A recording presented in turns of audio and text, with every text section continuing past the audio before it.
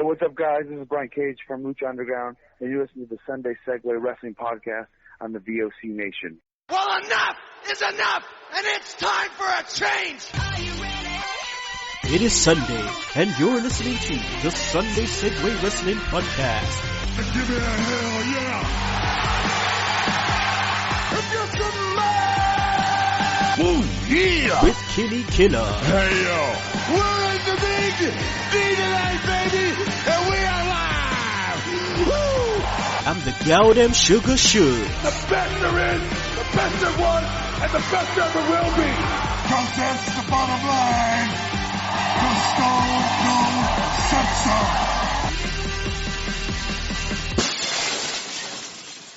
Hello all Segheads out there, Sunday Segue Wrestling Podcast right here on VOC Nation, and it's your boy Kinny Killa. You know how we do, we like to bring you the best interviews we can with the best wrestling talent in the world, and right about now I am joined by Lucha Underground's own Brian Cage. How you doing, Brian? Yeah, pretty alright. Can't complain. Well, thanks for allowing us to, interview you and giving us this opportunity. It's definitely a bit of a coup for us right now, seeing as Lucha Underground is going massive right about now. Yeah, man, it's blown up.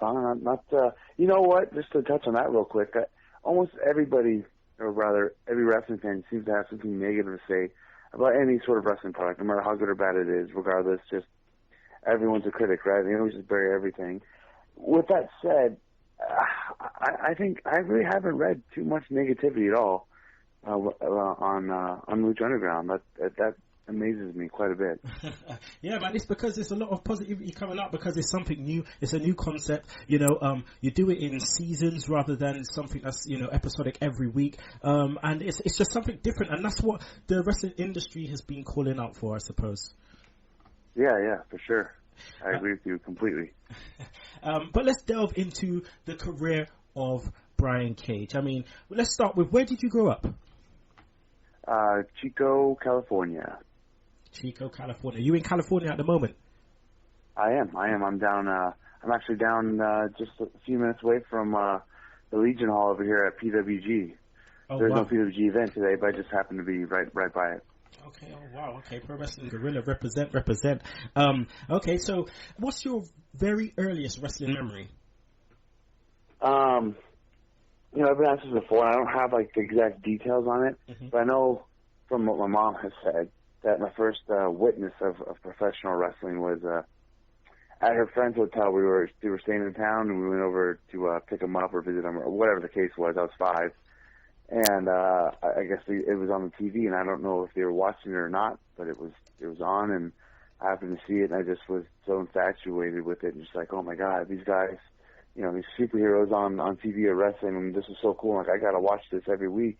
And I don't remember, who it was, a match or anything. I just know that was my first glimpse of wrestling, and I was hooked from then on out. And then it wasn't until about like 10 years old that I decided that there was nothing else I wanted to do besides be a professional wrestler. Oh wow, as early as 10. I mean, some people may say that's rare because some people get into it when they're actual teenagers. But from 10, that's a real early age.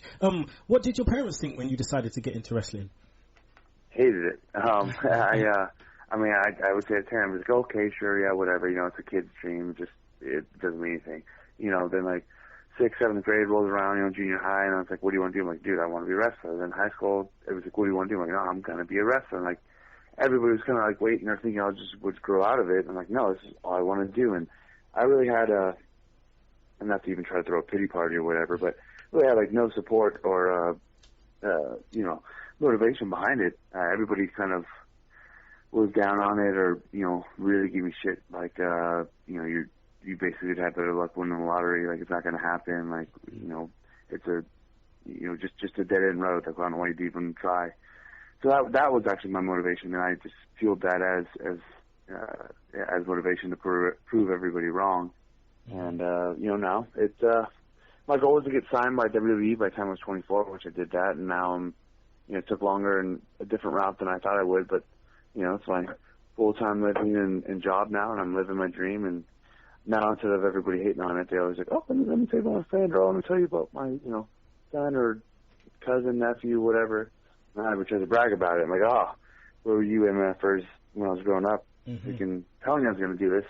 Everybody doubted me. Now everybody tries to, act like they were there since day one, helping me out, believing in me, and yada, yada, yada. But anyway, it's kind of a long-winded answer, but... Hey, nah, man, listen, we need to get all the details we need to get from Brian Cage right about now, because the listeners want to know about you. So, let's just talk about, again, you growing up. I mean, you said that, a lot of people started to kind of piggyback on your fame at the moment. I mean, for a lot of wrestling fans, wrestling can be a little bit of a stigma, so I understand how, for you growing up, how, a lot of people kind of got on you a little bit, through experiences, same as myself.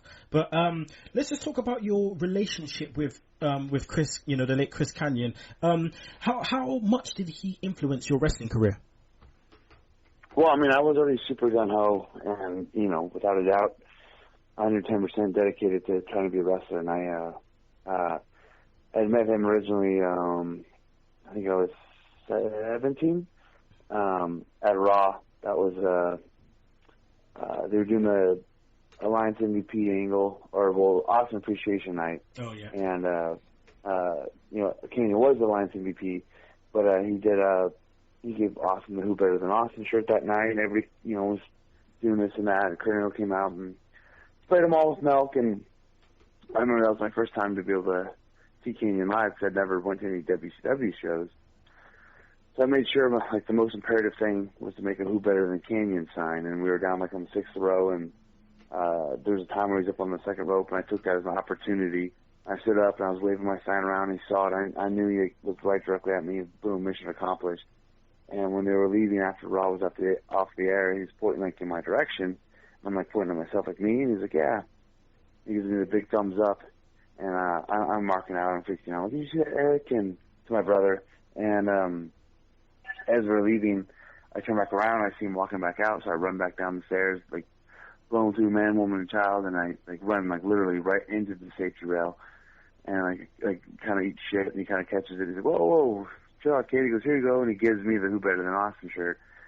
And I'm just ecstatic beyond belief. And I wait for them all at while the wrestlers are leaving, and he sees my sign. He comes over and he signs the sign and signs the shirt, and it was just an awesome, memorable night. And I remember that fueled my desire and passion that much more, because I want to make another fan's night that memorable and that impactful in their life, because it's so rings is one of the high points of my life, and I just remember that feeling and that ecstaticness and the telling people this story over and over again for the next couple of years, as it just happened the day before or something. It was just such an awesome feeling. And then I posted this whole story on his message board, and it was forwarded to him, and he actually emailed me later down the road, and we kind of emailed back and forth, and he found I wanted to be a wrestler, and eventually we just kind of established a friendship and whatnot, and he started giving me tickets to go to the shows and hang out, and I got to train with him some. I was running my own promotion too. This was a little bit later down the road, but called Main Event Wrestling Federation, MWF. I got him to come out and work for us twice. Got to work with one of my fucking idols in my hometown. It was just an awesome deal.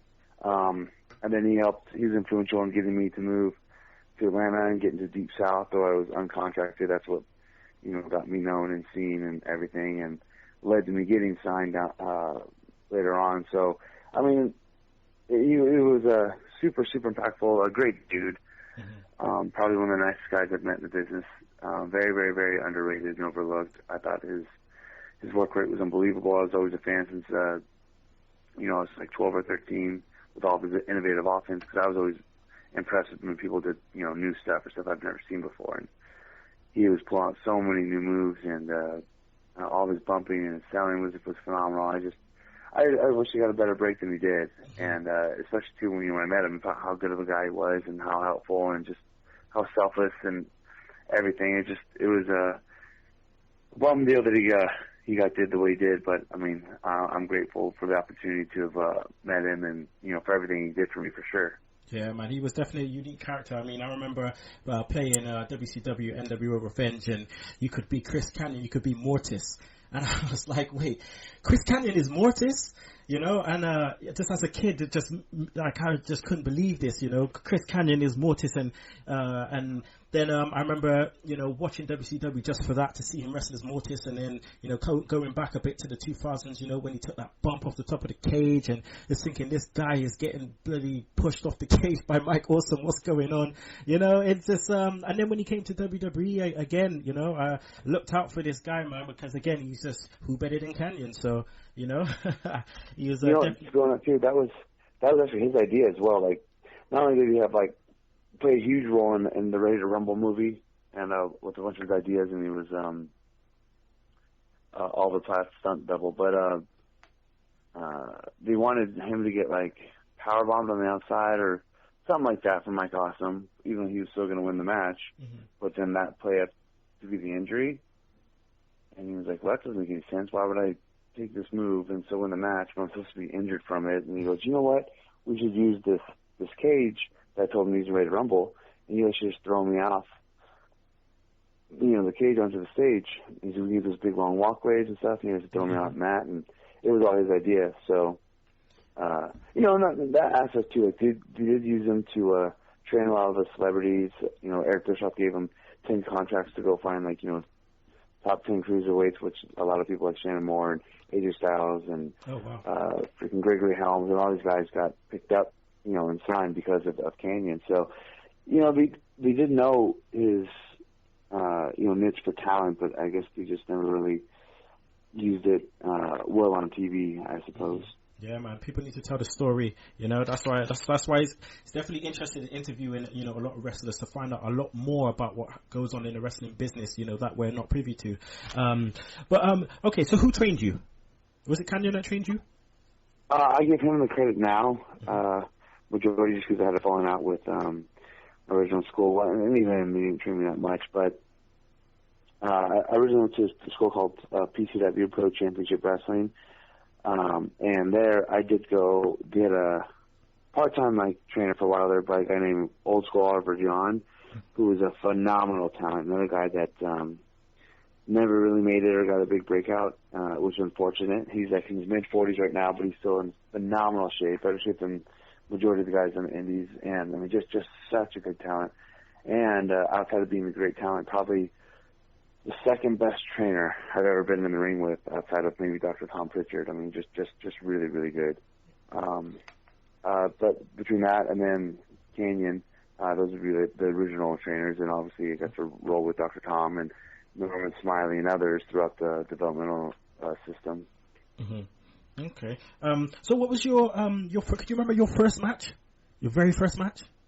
Well, my very, very first match, I mean, it's hard to say because I kind of had like the yard or like not fully trained time period to like fully train. Like I count my very, very first pro match with Kanyon just because like I can't not count that. Yeah. Outside of that, like when we were on our own show and I wasn't like ready, but yeah, so I was doing fine. I guess I wasn't fully trained, but I was well enough to have my own matches. Yeah, I remember that, but I mean that's a little different feeling too, just because it was so exciting. It was my own shows. I think my first like indie booking outside of that. Yeah, that was he's actually a good friend of mine, a guy named Adam Dorsch, who was another incredible talent. And I remember freaking the match was awesome. I have it. Oh, nice. So that was November of 2005. But the Kanyon match was, I think, was July of 2005. So I count that as like my first like pro year, if you will, like summer of 05. Okay. All right. So let's just talk about your own promotion. I mean, like you said, you started, Main Event Wrestling Federation. How did that come about? Well, so, we'd always backyard wrestle growing up when we were like little kids, and we'd always rumble around and stuff, and then we always just do moves, and it became more of like we had this one little patch of grass where we always have like little battle royals, like all the neighborhood kids would get in it, and we try to throw everybody off the grass and eliminate them, and then from that we went to like trying to like emulate more moves, and it would still kind of be like we later do stuff, but like the bigger, stronger kids would always win, and we started like picking characters of like whoever we looked like or our names were like, and like we had like the one token black friend and he always wanted to be Shawn Michaels. And I was like, bro, you can't be Shawn Michaels. I was like, I'd love to be Shawn Michaels too, but I can't. I look like him. My name's not Shawn. And he's like, oh, and why could he be Shawn? Well, because he was black. And his response was always, I don't want to be Farouk or Ahmed Johnson. Jacked me up. And I was usually like Brian Christopher, because Christopher's my shoot middle name. So I was usually too sexy a lot of times. Or I lucked out, and a lot of people thought I looked like Benoit, so I'd be Benoit as well. But anyways, we'd like to try to do some other moves, but it'd still kind of be like, semi-shoot. And then just from that, it progressed to more and more into like more like, I guess, late 90s backyard wrestling without like super hardcore stuff. We didn't do a lot of that. Our slogan used to be, it's not backyard wrestling, we just wrestle in the backyard. But it was originally called Manzanita Wrestling Federation, NWF, which was these townhouses I lived in. It was called Manzanita Apartments. So that's why we called it NWF. And then it just progressed from there to like more and more like structured, more and more like, legit fed. And we started about getting a ring. We invested and bought a ring, and we all started getting trained. And it just kind of went from like this, joke around backyard stuff with our friends and neighborhood kids in junior high, and just kept evolving throughout high school and through past high school and whatnot. And then, when I was getting trained, we got like legit, ring and everything, and I got a business license and the insurance and everything, and we just like, we should start running shows. Because we ran some shows at my friend's house near the college, and it was getting like tons of recognition and exposure. And we just kind of did that a while until we built a fan base, and we were like, let's just start running real shows. And we did that, and we were doing really well. We won a bunch of like Best of Chico awards and stuff, and we ran pretty strong for, I'd say maybe like 2 years. We sometimes we were running like 3 or 4 times a month in this like little city, so it just became oversaturated, and like a lot of the people involved, it was like ECW, like all the wrestlers that had their outside jobs too, and trying to make it grow, and it just everyone kind of started like getting lazy, and it was just all kind of falling on me. Meanwhile, I'm the only one like pursuing like wrestling full time, outside of that, and doing other indies and doing everything else. So it just kind of started becoming. It was so fun. It's so one of the greatest times of my wrestling life. You signed a developmental deal, with WWE in 2008. How did that come about? Well, like I said, I moved out there and got into Deep South through Canyon, which got me, noticed and recognized, if you will. Deep South closed down. I ended up moving back home to California, and I felt like I was really close to getting an opportunity, but it didn't happen. But then shortly after that, I got an email from, I believe it was Tommy Dreamer, booking me for 3 extra spots, 2 SmackDown tapings before they went to Australia and a Raw. And so I was like stoked, and I was like, oh sweet, I was just hoping, I'd get a little payday and I'd get used again and be a kind of a go-to guy for California. And a lot of guys were hoping that I would,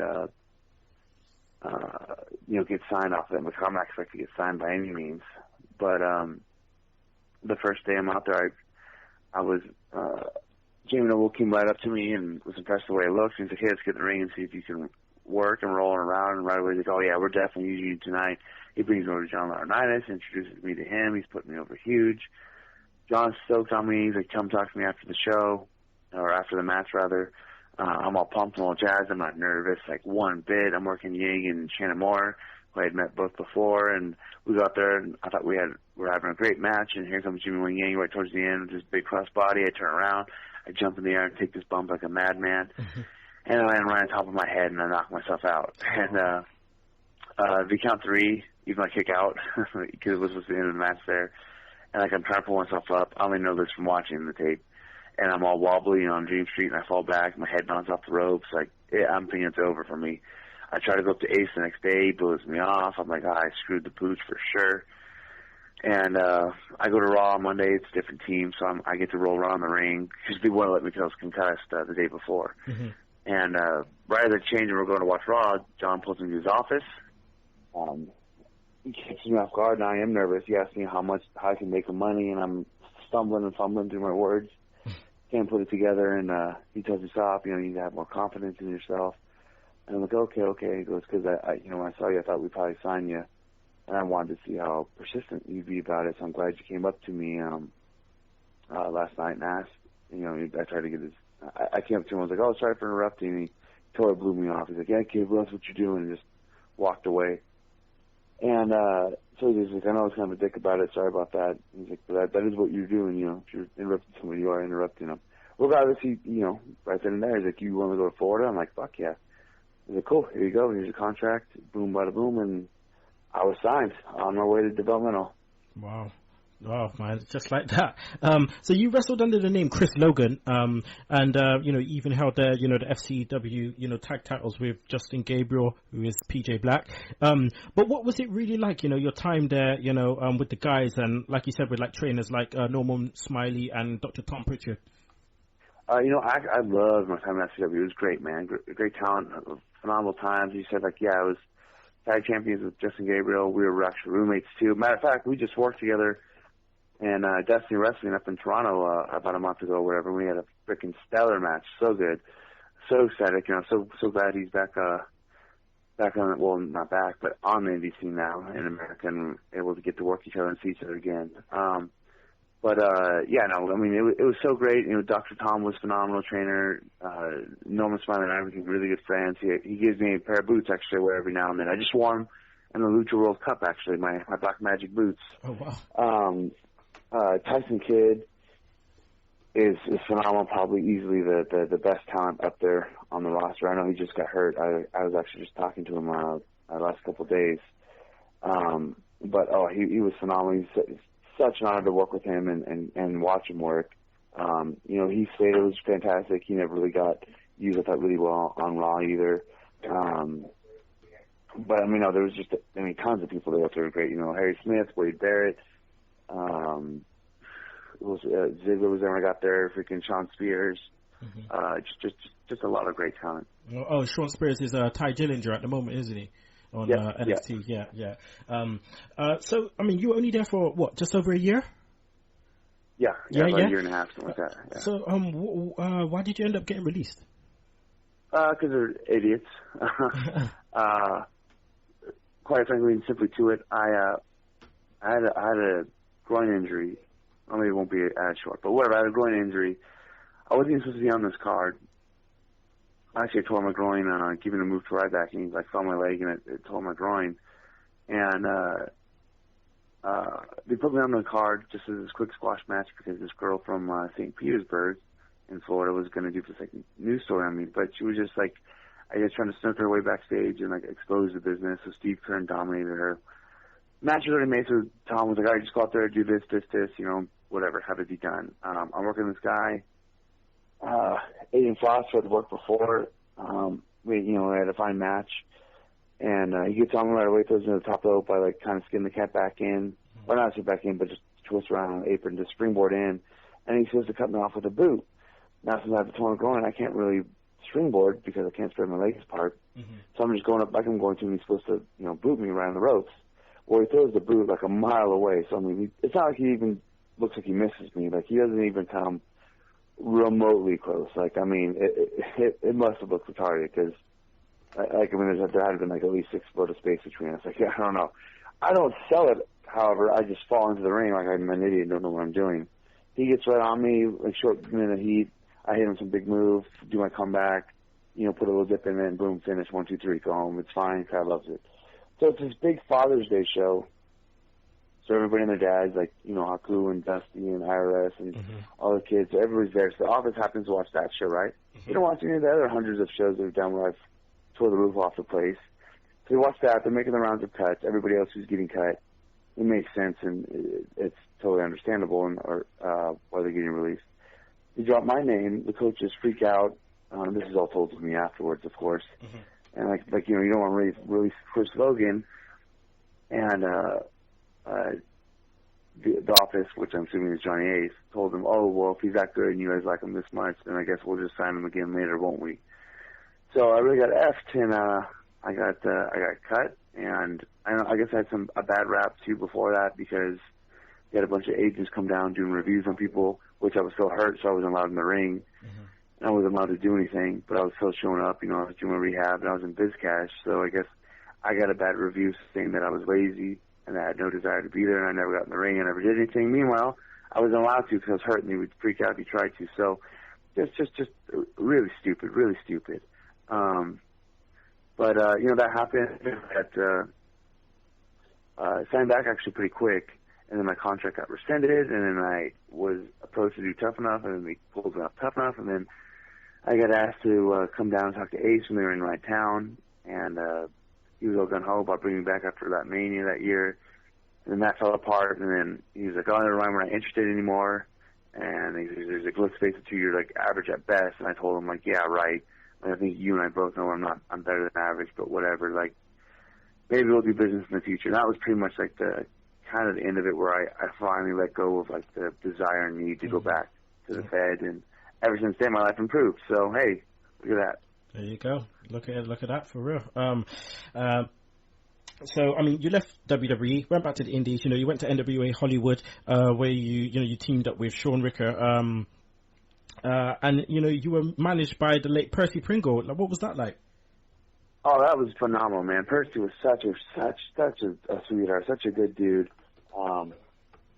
Really, really, really happy I was able to work with him.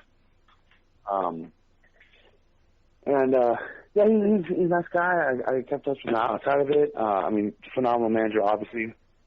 It was just a really great guy, man. I remember like the first promo he cut on us, or like about us. Every doing like little promos, and he steps up and he freaking just out of nowhere just cuts his promo. It was just fucking epic, man. It was just so hands and feet above everybody else. Like, man, this is awesome. We're getting managed by freaking Paul Bearer, and like this is so cool. And he was a really open guy. And when I heard that of his passing, it was saddening, but at the same time I was kind of happy for him, because I know he lost his wife a while back, and he'd been by himself, and I kind of got the feeling when he talked about it, like that he's like was kind of lonely or sad, you know what I mean? Mm-hmm. And he's a very spiritual and God-fearing individual, so I know he believed in thought his life was in heaven and was going there to join her. So it was definitely saddening for his passing, but at the same time I felt like that was a positive thing as far as him getting to go see her again and getting it being out of here. So. I talked to his sons too through knowing him and whatnot, and but yeah, no, it was just an honor. It was awesome and totally unexpected that we got to freaking be with Percy Pringle as a manager. It's just so cool. Yeah, that is cool. Definitely, man. Wrestling, for Pro Wrestling Guerrilla, PWG, with names like Kevin Steen, Chuck and Ryan Taylor, Ricochet, Michael Elgin, and the Young Bucks. What was your favorite feud in PWG? Oh man, feud wise, I don't know. My favorite match, though, actually. Well, my favorite match actually is probably my debut match, because it's so hard to get there. Mm-hmm. I've been trying for so long, and meanwhile I was also trying to work my friend Brandon Bonham for years, and I got to debut at 7, which was just a phenomenal stacked show, huge crowd attendance, just amazing crowd. Right after Bryan Danielson got released from WWE for the whole tie incident, I was like, it was one of his first big shows.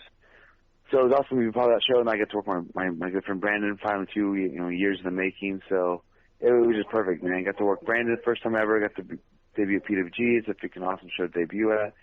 It ranks as probably one of my top 3 favorite matches of all time, not just in PWG.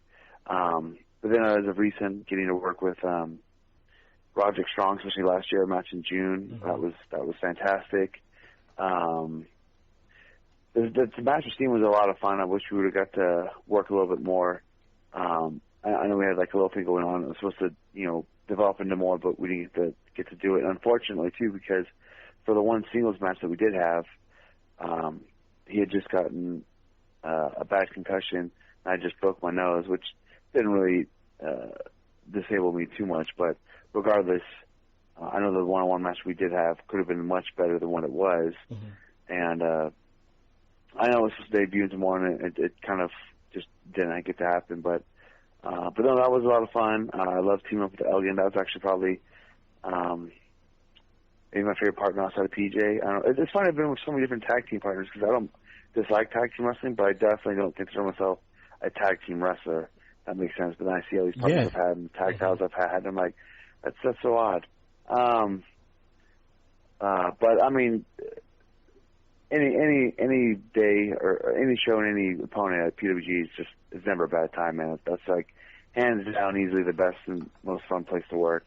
For sure, without a doubt. Okay. Last year, you joined Lucha Underground. This massive new movement. It's going crazy at the moment. A lot of people are into it. I mean, it's on the El Rey network. Some people, don't have that, and obviously people over here in the UK, we have other means and other ways of watching, Lucha Underground. But it's so unique. Everyone loves it over here in the UK. Waiting for season 2 to happen. I mean, what's it like for you, to be there, to be part of something new, something fresh, with seasoned veterans like Conan, like Vampiro, Matt Striker, Rey Mysterio, and Alberto El Patron? I was a little hesitant at first to sign because I thought it would be, I thought it was going to be a total cluster. I thought no one's going to know what's going on. It was like, a lot of people were trying to do something and they had no idea what they're doing. But, oh man, was I terribly wrong. It ran so smooth, so awesome. It's been easily as far as major company, the most fun company I've worked for. Like, they treat us better than anywhere else, including TNA or WWE. It's just fantastic to be part of this team, and I think that's what it is. This is different, something new. Everyone's working together. Everybody's pulling together. Like, whether it's the workers or the production or the staff or whatever, all trying to make this new thing happen. So it's so easygoing. It's just so great to be around, and I'm so thankful that I got the opportunity and that I signed on board. And right off the gate, they pushed me well. And on top of that, I got to sign on with AAA, and I've freaking been killing it and pushing me huge down there. On top of that, so my star's been tremendously on the rise this year. And I look out, and I got to keep my name Cage on Lucha Underground, so I feel like that's raise my stock value because I'm not, under a hood or have a different gimmick. It's still basically just me. So it's definitely been entirely worth it, and I'm super happy where I'm at. What's it like working with Vampiro? Because everyone, not everyone, but there's, some people carry a stigma with working with Vampiro and say that he can be quite difficult, he'd be quite eccentric. But what's your thoughts on working with Vampiro? What's he like to work with? Yeah, it hasn't been a problem at all. He's been super good guy, super easygoing, super supportive. Seems to be a big fan. I mean, I have not one bad thing to say at all. Like, there hasn't been any issues. He's been super cool, laid back. He actually even came to me with expressing concern for some stuff on my behalf. Mm-hmm. They thought, what was happening or some negativity, but no, it's been gravy, man. Okay. I mean, you mentioned, AAA. Like you said, you've been being pushed amazingly up there, going to go against Alberto El Patron. And what took you to Mexico? What actually lured you to go to AAA? Well, when I signed my contract and I was indifferent to it, Dorian actually personally called me to work out my deal with Lucha Underground and AAA. And I was a little bit on the fence, but he's like, look, we're going to put you in Lucha Underground. We're going to push you and make you a star. And when you're not there, you're going to be in AAA, and we're going to push you and make you a star there. And when you're not working any of those, you can still do whatever you want. You still have control of your own indie bookings. He's like, so I don't know why you wouldn't want to sign. I'm like, that's a pretty good argument. All right, then I think I'll sign. But, so I mean, it's just, obviously it's another huge, worldwide recognized promotion, and it's only helping me that much more. It's more work. It's great paydays. It's giving more exposure. It's giving more bookings. I'm not having there, which is nice too, because now season 1's over and we're waiting for season 2 to start for Lucha Underground. I'm still getting consistent, big time work with AAA at the same time. So it's worked out perfectly. And I've been feuding with El Patron a week from yesterday, so 6 days. I have my big mega championship title match in Monterey, so I'm stoked on that. And I actually had Del Rio's first match in developmental, as well as when he was Dos Carlos Jr. Oh wow! Okay, wow. It's full circle. Comes full circle. Yeah, exactly. Okay, so let's talk about around the world. You ever wrestled in the UK? I was booked to go out there for PCW and Southside a couple years ago. I'll go ahead and just shoot on him right now and say that fucking he was, lack of a better term, he's a straight dick. All right, so I had the fight booked. I'll still hold beans right now too. So I had the fight booked, and it was flying me out of Fresno from where I live. And I happened to be staying in San Francisco, well, near San Francisco, for a few months to train my friend for his wedding.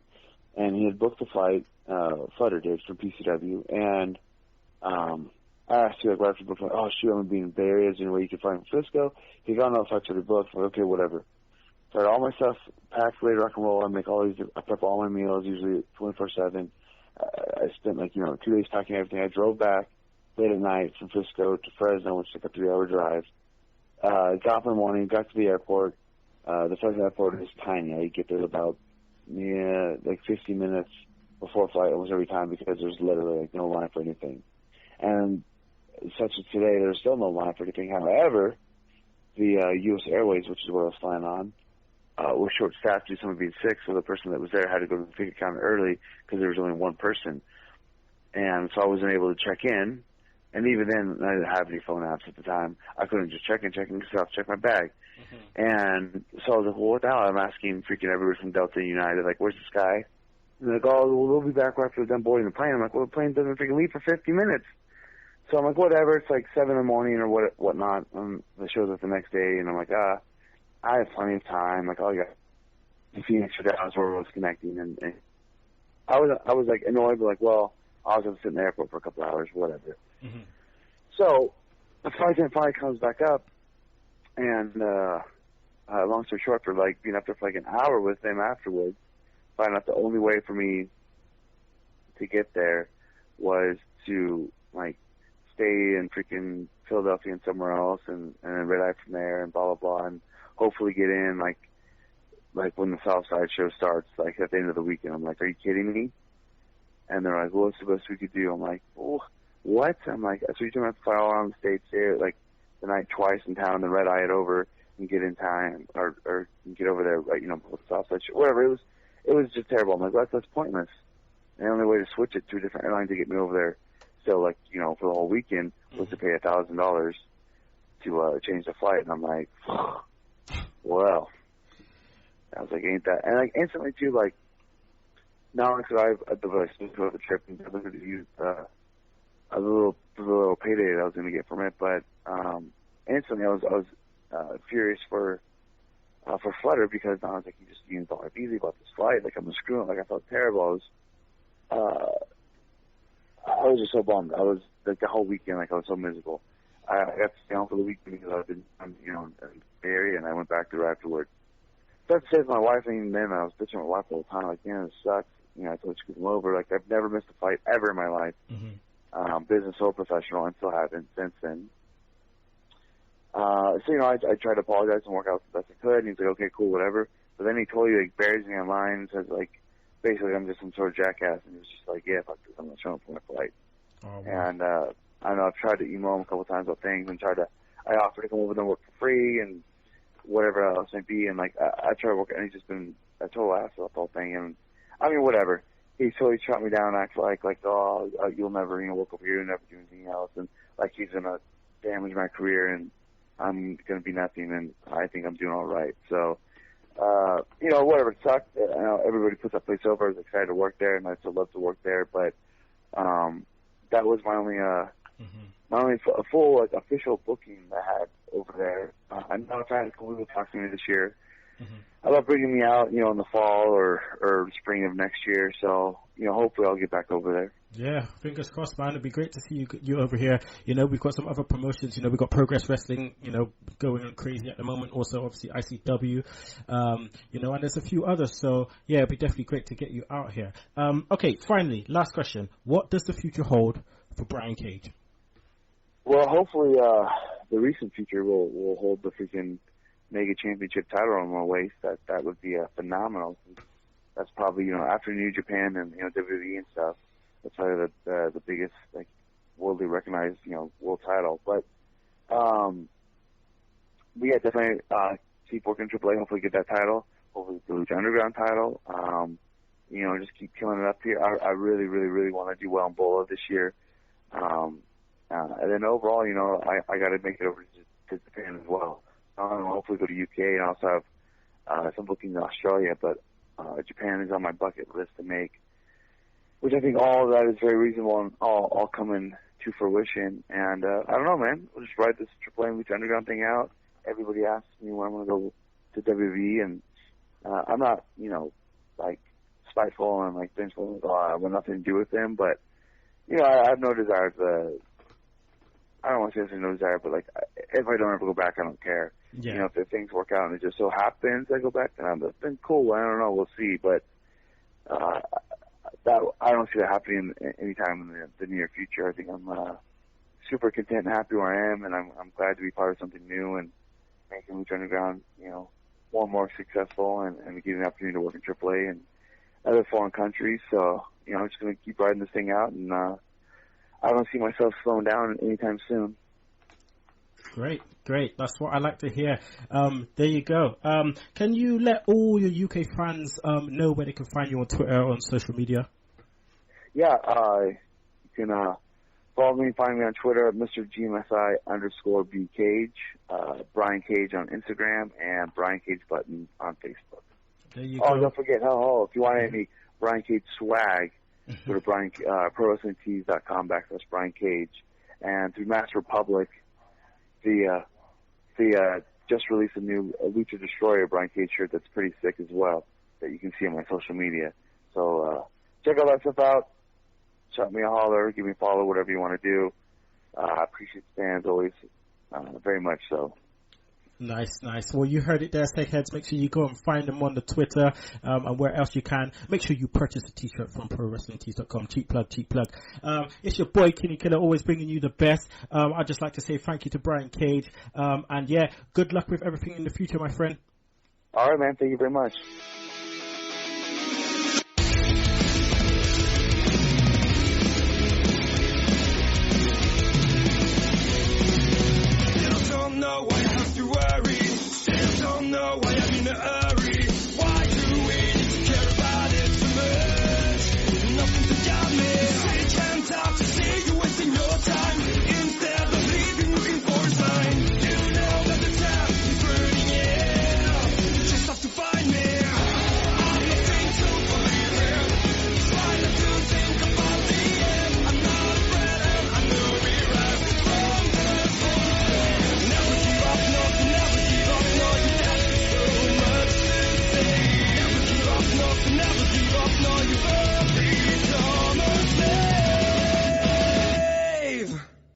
Mouth of the South, Jimmy Hart, telling you fans worldwide to visit VOCNation.com. VOC Nation gives you top-notch interviews with the hottest guests, the latest news, and lots of fun from the greatest team headed by the voice of choice. Hey, take it from me, the Mouth of the South, Jimmy Hart. VOCNation.com is the place to go, baby. Okay, Philadelphia parents, listen up. Do you have a child in the house that's just about to learn how to drive? Well, you got to do this. You got to head over to DuncanSchoolOfDriving.com. Best of Bucks County 2013 as voted by the Courier Times. Duncan School of Driving, specialists in teenage driver training. Keep that insurance down. Keep them accident-free. 215-639-1990. They're endorsed by the Pennsylvania Police Officers Association. DuncanSchoolOfDriving.com.